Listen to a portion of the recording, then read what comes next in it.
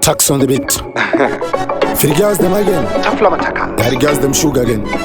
What is the man? Tini rhymes Noah. My Jenny Fifi, my Beyonce, Quita JC, my baby she, Nini Mr. He, Mandi Fura Fura Gundisi and Dirisi, Taipi Kinari Gundipinza Bisi, Wandi Kulumisa, Gundipinza Blusi, Nungu Budikira Muna Juni Kunga Juicy, Nanswapa my headlines, Vishitaru Wapa Nyusi, Unakamweka Sexyness, Beauty, Kafesikari Pretty, Nezi Booty, Uri hoti kusia mari eshi, uneka umfu, kamweka dati, unekamweka Sexyness, Beauty, Kafesikari Pretty, Nezi Booty, uri hoti kusia mari eshi, uneka umfu, kamweka dati, inga haku, uneshinu shaku, mbuti yako, kumecha imbi zako, kastanzi kako, ndeke ipapo ya timbotorwa foto, asimutoto, over my dirty body, as long ndirini wako teti, ausombofa watambura baby, ndokurukisa msoro hauske makodi, unekamweka Sexyness, Beauty, Kafesikari Pretty, Nezi Booty,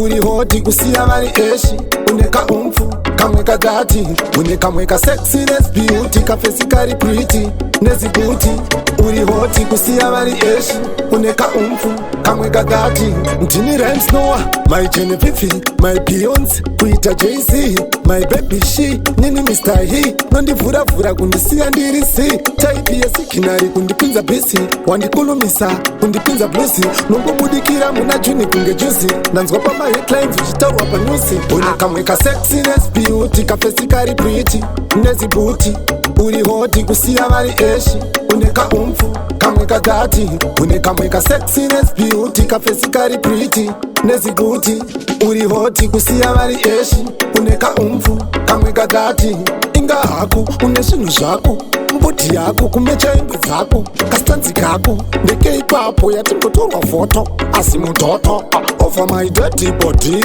as long ndirini wako teti, ausombofa watambura baby, ndokurukisa msoro hauske makodi, unekamweka Sexyness, Beauty, Kafesikari Pretty, Nezi Booty, uri hoti kusia mari eshi, uneka umfu, kamweka dati, unekamweka Sexyness, Beauty, Kafesikari Pretty, Nezi Booty, uri hoti kusia mari eshi, uneka umfu, kamweka dati.